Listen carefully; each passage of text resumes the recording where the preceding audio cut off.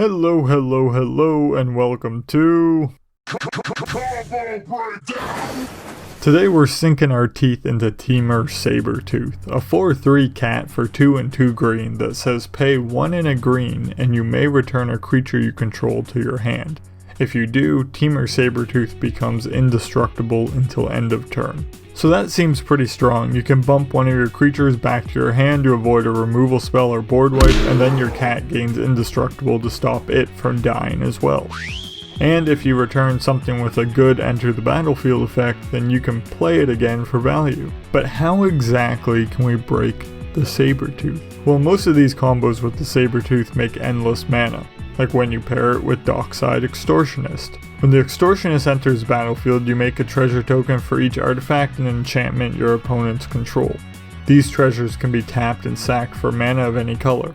So if your opponents have at least 5 artifacts or enchantments, you get endless treasure tokens. You play your Extortionist, get 5 treasures, then you use 2 of the treasures to pay the 1 in the green for the Sabertooth ability, return the Extortionist to your hand, and then use 2 more of the treasures to play the Extortionist again, making 5 more treasures.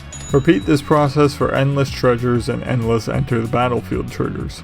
You can also do this with Zacama, Primal Calamity, a beefy 9/9 for a red, green, white, and 6. When Zacama enters, if you cast it, you untap all your lands.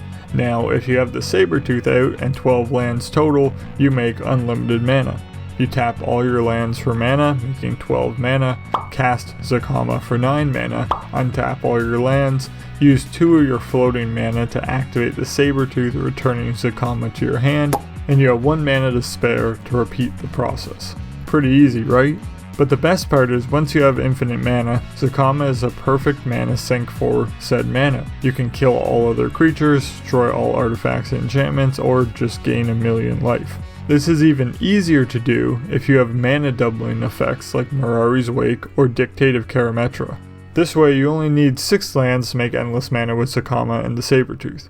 But speaking of doubling your mana, Nikia of the Old Ways is a legendary creature that doubles the mana your lands make, but you can't play non-creature spells. But the Sabertooth can help you out with that. Say you have Nikia and the Sabertooth out, but you just drew a powerful non-creature spell that can win you the game. Tap all your lands for double mana, and then pay 1 and a green to bounce Nikia back to your hand. You get double mana, and now you can play non-creature spells. And if you have enough mana left over, you can even replay Nikia when you're done casting your spell. But the Sabertooth isn't just for endless mana. It can also help you take endless turns and draw your whole deck. For continual turns, you need an extra turn card that ends up in your graveyard and not exiled or shuffled back in. So a card like Time Warp. And a creature that can return a sorcery back to your hand, like Archaeomancer. You also need 11 mana the turn you go off and the Sabertooth on the battlefield. So you simply cast your Time Warp to take an extra turn after this one.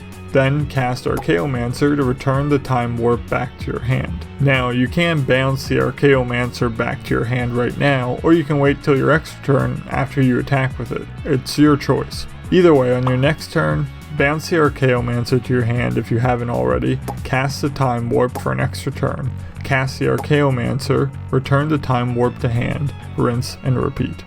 The combo that lets you draw your whole deck involves Wirewood Symbiote, and it works best in an elf deck. The Symbiote allows you to return an elf to your hand to untap another creature, but you can only do this once a turn. Along with the Symbiote, you also need a creature that taps for at least 5 mana.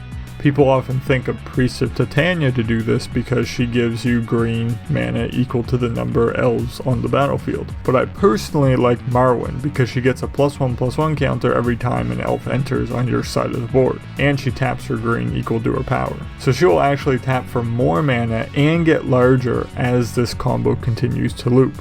Plus she can be your commander, so you have a combo piece right in the command zone. Finally, you need an elf that draws you a card on ETB, like Elvish Visionary. So, here's the combo. You have your 4 pieces out, and Marwyn has 4 +1/+1 counters on her, so she is a 5/5. You tap Marwyn for 5 green mana. You activate the Symbiote by returning the Elvish Visionary to your hand, and this untaps Marwyn. You then use 2 green mana to activate the Sabertooth, bouncing the Symbiote back to your hand. You then use another 2 green mana to play the Visionary, which draws you a card when it enters. and Marwyn gets a +1/+1 counter because it's another elf entering the battlefield.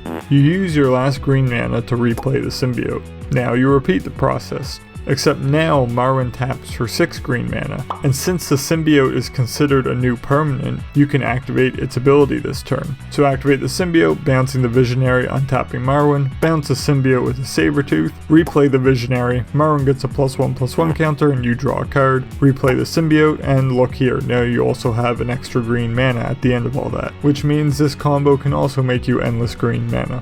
How nice. And those are some combos with our prehistoric pal, Temur Sabertooth. Have you used any of these combos before? If not, will you now? Let me know down below. And when you need another combo, come back here to Combo Breakdown.